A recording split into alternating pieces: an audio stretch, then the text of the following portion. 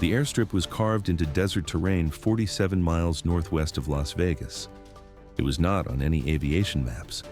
No tower controlled traffic. No lights marked the runway at night. The strip was 1,500 feet of packed dirt, barely visible from the air unless you knew exactly where to look. It had been abandoned by a mining operation in the 1980s and forgotten by everyone except the trafficking organization that now used it for drug smuggling operations. 3 Cessna aircraft were scheduled to arrive within a 6-hour window on Saturday night. Each plane would carry approximately 60 kilograms of heroin, departing from clandestine airstrips in northern Mexico and flying low across the border to avoid radar detection. The total load of 180 kilograms represented 4 months of production from labs operating in the Golden Triangle, transported through Mexican cartels and now moving into the United States through an aerial route that had operated successfully for 7 months. The distribution plan was comprehensive. From the Nevada airstrip, the heroin would be loaded into vehicles and transported to staging locations in 5 states: Las Vegas, Phoenix, Salt Lake City, Denver, and Albuquerque. Each city had distribution networks ready to receive shipments and push heroin into street-level markets. The operation was coordinated to supply multiple regions simultaneously, maximizing market penetration and revenue. DEA agents had been investigating the airstrip for 13 weeks. The case began with reports from Border Patrol agents who detected unusual low-altitude aircraft activity in remote desert regions. Radar tracking showed small planes crossing from Mexico into the United States, then disappearing from surveillance as they descended below detection thresholds. The flight pattern suggested drug smuggling, but identifying landing locations was difficult in the vast empty terrain. Satellite imagery analysis identified the abandoned airstrip. Infrared surveillance detected periodic heat signatures consistent with vehicle activity during nighttime hours when legitimate use would be unlikely. Ground surveillance teams confirmed that the location was being used for illegal operations. Tire tracks, fuel residue, and disturbed soil patterns indicated recent aircraft landings and takeoffs. Financial investigation revealed that the property surrounding the airstrip had been purchased through a shell corporation registered in Delaware. Ownership was obscured through multiple layers of corporate entities, but analysis traced connections to individuals with known ties to Mexican trafficking organizations. The infrastructure suggested professional operations with significant resources. The human cost was already mounting across the 5 target states. Heroin overdose deaths had increased dramatically during the 7 months the airstrip had been operational. Las Vegas Emergency Medical Services responded to 163 heroin overdoses during that period, with 41 fatalities. Phoenix hospitals treated 207 cases, resulting in 53 deaths. The pattern repeated in Salt Lake City, Denver, and Albuquerque. The heroin flowing through this distribution network was killing people. In Las Vegas, a 37-year-old construction foreman died in a motel room on the east side of the city. He had been using heroin for 2 years after becoming addicted to prescription opioids following a back injury at work. His wife reported that he had tried multiple times to quit but always relapsed. On his final night, he used heroin that was contaminated with fentanyl at a concentration he had never encountered. His body was found by housekeeping staff the next morning. He left behind 3 children ages 6, 9, and 12. Phoenix paramedics responded to an overdose call at an apartment complex near downtown. A 24-year-old woman was found unresponsive by her roommate. The roommate had been in another room and heard a crash. When she went to check, she found her friend on the bathroom floor, not breathing. She immediately called 911 and began CPR. Paramedics arrived within 6 minutes and administered naloxone. After 3 doses, the woman began breathing but remained unconscious. She was transported to a hospital where she spent 4 days in intensive care before regaining consciousness. Medical staff told her she was lucky to be alive. Salt Lake City police responded to a call about a man slumped in a vehicle at a convenience store parking lot. Officers found him unresponsive with a needle still in his arm. They administered naloxone from their patrol kit, but there was no response. Paramedics arrived and continued resuscitation efforts for 18 minutes. He was pronounced dead at the scene. Investigation revealed he was a 29-year-old restaurant manager with with no prior criminal history. Friends told investigators he had started using heroin 6 months earlier after a painful divorce. They described him as depressed and self-medicating. Denver emergency rooms were overwhelmed with heroin overdoses every weekend. A 32-year-old nurse at a downtown hospital described treating multiple patients per shift presenting with opioid overdose symptoms. She said naloxone saved many lives, but recovery was not guaranteed. Some patients suffered permanent brain damage from oxygen deprivation. Others were revived only to overdose again days later because addiction compelled continued use despite near-death experiences. Albuquerque faced a crisis that strained public health infrastructure. Treatment facilities had waiting lists extending months. Detox beds were consistently full. Outpatient programs could not accommodate demand. People who wanted help could not access it quickly enough. In the gap between seeking treatment and receiving it, some died from overdoses that might have been prevented if intervention had been immediate. The heroin circulating through these markets was increasingly contaminated with fentanyl. Drug dealers were mixing fentanyl into heroin to increase potency and reduce costs. But fentanyl was far more powerful, and tiny miscalculations in mixing could create lethal doses. Users who had developed tolerance to heroin overdosed on fentanyl-contaminated batches. The shipment scheduled for Saturday night would amplify this crisis. 180 kilograms of heroin would flood 5 major metropolitan markets simultaneously. Based on typical cutting and distribution patterns, that quantity would eventually reach approximately 90,000 individual users. The scale was staggering. DEA analysts projected the health consequences. Based on overdose rates observed during the 7 months the airstrip had been operational, the shipment would likely contribute to at least 300 deaths within 90 days of distribution. 300 families receiving notifications. 300 funerals. 300 lives ended because they consumed heroin supplied through this trafficking network. The emergency medical impact would be severe. Hospitals across 5 states would see surge in overdose admissions. Naloxone supplies would deplete rapidly. Emergency rooms would struggle to manage patient volumes. Intensive care units would fill beyond capacity. Medical staff already exhausted from constant crisis would face intensified pressure. The aircraft were scheduled to depart Mexico on Saturday evening, timed to arrive at the Nevada airstrip after sunset when visual detection would be minimal. The flights would cross the border at low altitude, using terrain features to mask their profiles from radar systems. Pilots were experienced with the route, having completed multiple successful runs over the previous months. Ground crews at the airstrip were preparing to receive the planes. Vehicles were staged nearby to transport heroin immediately after offloading. The operation was designed for speed. Planes would land, transfer cargo, refuel if necessary, and depart within 30 minutes. The heroin would be loaded into vehicles and driven to staging locations before dawn. By Sunday morning, distribution networks in 5 cities would be processing and repackaging shipments. DEA tactical planning intensified as the operation window approached. Interdicting the aircraft over Mexico was not feasible due to jurisdictional constraints. Intercepting during border crossing was problematic because the planes flew too low. The optimal approach was to allow the planes to land at the Nevada airstrip, then execute raids before the heroin could be transported away. The timing was critical. Planes were scheduled to arrive between 9 p.m. and 3 a.m. Saturday night. Ground crews would offload cargo and prepare vehicles for transport. The window for intervention was after offloading but before vehicles departed. That gave agents approximately 2 to 4 hours to execute the operation, depending on how quickly ground crews worked. Federal prosecutors finalized warrants for the airstrip location, suspected ground crew members, and staging locations in Las Vegas, Phoenix, Salt Lake City, Denver, and Albuquerque. Each warrant required detailed affidavits documenting 13 weeks of surveillance evidence. Legal coordination spanned 5 states and multiple federal districts. Tactical teams from DEA, FBI, ATF, and local law enforcement agencies coordinated operational plans. The Nevada airstrip raid would involve the largest deployment, requiring agents to approach through open desert terrain without alerting ground crews.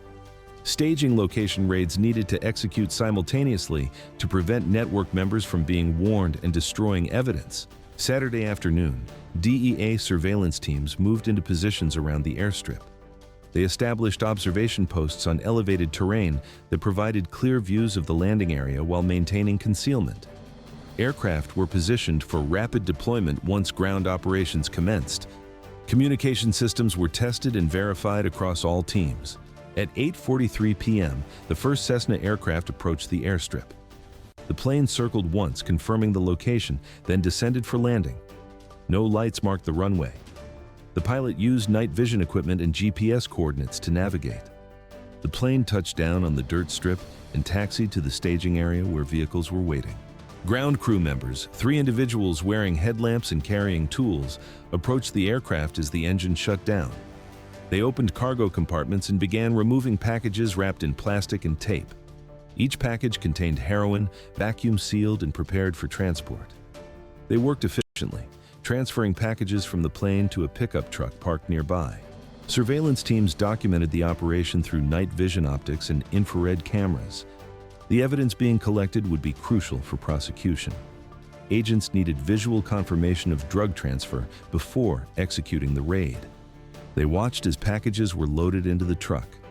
After 23 minutes, the first plane's cargo was fully offloaded. At 10:17 p.m., the second aircraft arrived. It followed the same approach pattern, landing without incident and taxiing to the staging area. Ground crews repeated the offloading process. More packages were transferred to vehicles. The operation continued smoothly, exactly as the organization had planned. By 11:45 p.m., the third aircraft was approaching. Surveillance teams reported it on final approach. The plane landed and joined the others at the staging area. Ground crews began offloading its cargo. All 3 planes were now on the ground. 180 kilograms of heroin was being transferred to vehicles. At 12:08 a.m. Sunday, DEA tactical teams moved. The timing was precise. All 3 planes had been offloaded. Heroin was loaded into vehicles, but the vehicles had not yet departed. The operation was in progress with criminal activity clearly visible. Agents approached from multiple directions, using the darkness and terrain for concealment until they were in position. At the signal, tactical units activated lights and sirens, announcing law enforcement presence. Ground crew members attempted to flee but were quickly surrounded and detained. Pilots who were still near their aircraft were also taken into custody. The airstrip was secured within minutes. 7 individuals were detained without resistance once they realized escape was impossible. 3 Cessna aircraft sat on the dirt runway, evidence of the smuggling operation. 2 pickup trucks and an SUV contained packages of heroin, partially loaded and ready for transport. Agents systematically searched the vehicles and aircraft. Total seizure at the airstrip, 179 kilograms of heroin. 1 kilogram had been separated, likely a sample or payment for ground crew members. Evidence collected included GPS devices, communication equipment, and financial records. Simultaneously, raids executed at staging locations across 5 states. In Las Vegas, DEA teams targeted a warehouse facility that served as a regional hub. The raid occurred at 12:15 a.m., synchronized with the airstrip operation. Agents secured the location and detained 4 individuals who were waiting to receive the shipment. The warehouse contained packaging materials, cutting agents, and customer lists. No heroin was present because the shipment had been interdicted. Phoenix operations focused on 2 residential properties identified through surveillance as distribution centers. Agents executed warrants and found evidence of prior operations including scales, packaging supplies, and cash totaling $147,000. 6 arrests were made. One location had an additional 11 kilograms of heroin from a previous shipment, which was seized. Salt Lake City teams raided a house in a suburban neighborhood. The property appeared normal from the outside, but inside, agents found a sophisticated distribution operation. 15 kilograms of heroin from prior shipments was seized, along with firearms, distribution records, and communication devices. 3 individuals were arrested. Denver operations targeted a network that supplied heroin throughout the metro area and surrounding counties. Agents executed warrants at 3 locations, resulting in 8 arrests and seizure of 19 kilograms of heroin. Evidence showed the network had been operating for more than a year, receiving regular shipments from the Nevada Airstrip operation. Albuquerque raids disrupted cells preparing to receive the Saturday night shipment. While no heroin was seized at these locations because interdiction occurred before delivery, agents arrested coordinators and seized evidence documenting planned distribution. The cells were dismantled before receiving the new supply. The coordinated operation collapsed the entire network within hours. 7 arrests at the Airstrip, 24 arrests at staging locations across 5 states. Total heroin seizure, 224 kilograms, including the 179 kilograms from the Airstrip and 45 kilograms from prior shipments found at distribution locations. The immediate impact on heroin markets was significant. In Las Vegas, street-level dealers reported severe supply shortages within 48 hours. Users complained about inability to obtain heroin. Some entered treatment programs because access became difficult. Others turned to alternative substances, which created different problems but represented a disruption in established use patterns. Phoenix Emergency Medical Services documented a 41% decrease in heroin overdose calls during the 2 weeks following the operation. Paramedics who had been responding to multiple calls per day saw dramatic reduction. The correlation was clear. When heroin supply decreased, overdoses declined proportionally. Salt Lake City hospitals noted reduced admissions for heroin-related complications. Emergency departments that had been managing surge capacity returned to baseline levels. Medical staff who had been treating constant stream of overdose patients experienced relief as case volumes decreased. Denver public health officials tracked overdose deaths during the month following the operation. They documented a 33% reduction compared to the previous month. The statistical significance was undeniable. Removing a major supply source saved lives in measurable numbers. Albuquerque treatment facilities reported increased enrollment as some users took advantage of the supply disruption to seek help. Counselors described clients who said the difficulty obtaining heroin gave them space to reconsider their addiction. The window was temporary, but for some people it was the opportunity they needed. But the broader opioid crisis continued. Other trafficking organizations remained operational. Different smuggling routes were active. Prescription opioid abuse persisted. Synthetic opioids flooded markets through separate supply chains. The problem was systemic and multifaceted. The Airstrip operation represented one piece of a larger crisis. The shipment that was intercepted would have directly supplied approximately 90,000 users across 5 states.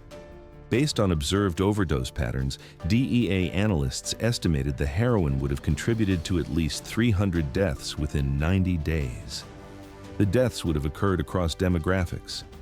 Construction workers like the Las Vegas foreman, young professionals like the Phoenix woman, people seeking escape from pain like the Salt Lake City restaurant manager.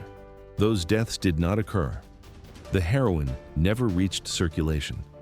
The aircraft were intercepted at the Airstrip. The distribution networks were dismantled. The 90,000 potential users never encountered heroin from this shipment. The 300 projected deaths never happened. The margin was hours. Saturday night at 12:08 a.m. when tactical teams moved. If the raid had been delayed until after vehicles departed the Airstrip, the heroin would have dispersed across 5 states.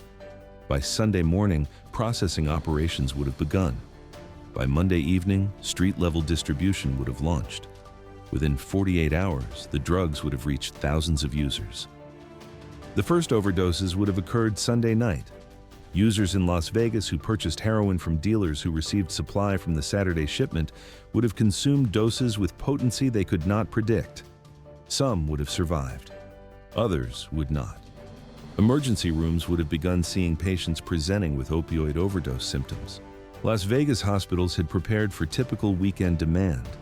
They maintained adequate naloxone supplies and staffing levels for baseline overdose cases. But baseline was already elevated. Adding surge from 180 kilograms of new heroin entering the market would have overwhelmed prepared response capacity.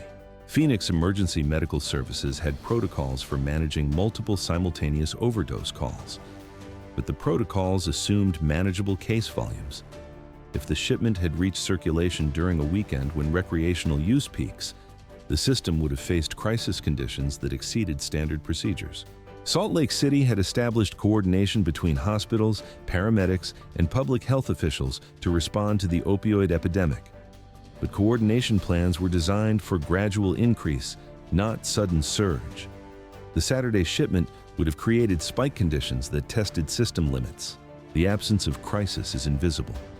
Emergency rooms that did not overflow maintained normal operations. The 90,000 people who would have been exposed to heroin from this shipment continued their lives without that risk. The 300 people who might have died avoided fatal overdoses. Families remained intact. The trauma that would have occurred never materialized, but the airstrip was real. The 3 aircraft were real. The 180 kilograms of heroin were real. The distribution networks in 5 states were real. The 90,000 potential users were real. The 300 projected deaths represented real people with families, friends, jobs, futures. The harm was scheduled and hours away from occurrence. Saturday night, hours before heroin would have been transported to 5 states, the operation collapsed. The airstrip was raided. The aircraft were seized. Ground crews and pilots were arrested. The distribution networks waiting to receive shipments were dismantled. 179 kilograms of heroin was removed from circulation before entering distribution channels. 31 arrests total across 6 locations. 224 kilograms of heroin seized. 3 aircraft grounded. An airstrip operation that had successfully completed multiple smuggling runs over 7 months was shut down. The organization that operated the route is now under federal prosecution. Assets are being seized. The infrastructure that supported operations is being dismantled. The investigation revealed operational sophistication. The abandoned airstrip location was remote and difficult to monitor. Aircraft flew low to avoid radar. Pilots were experienced with border crossing routes. Ground crews worked efficiently to minimize exposure time. The operation was designed to exploit gaps in law enforcement surveillance capabilities. But human intelligence combined with satellite imagery analysis and coordinated surveillance identified the operation. 13 weeks of investigation documented the network comprehensively. When the decision was made to execute interdiction, coordination was seamless across multiple agencies in 5 states. The margin was hours, not days or weeks. Hours. Saturday night between midnight and 2 a.m. when vehicles would have departed the airstrip with heroin bound for 5 cities. That window was the difference between prevention and catastrophe. 90,000 people would have been exposed to heroin from this shipment. 300 of them would likely have died within 90 days. None of that happened. The aircraft were intercepted. The heroin was seized. The networks were dismantled. Distribution never occurred. Emergency rooms avoided surge crises. Users who would have consumed heroin never encountered it. Deaths that were projected never occurred.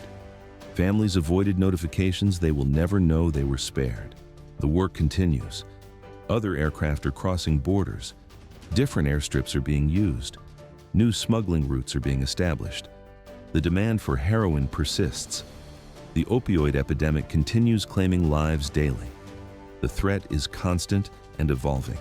But this airstrip, these aircraft, this shipment, these 90,000 potential exposures, these 300 projected deaths were stopped. Saturday night, hours before distribution. The timing was precise. The coordination was comprehensive. The outcome was definitive. For this operation, for these 5 states, for these users, the heroin never arrived. Hours made the difference.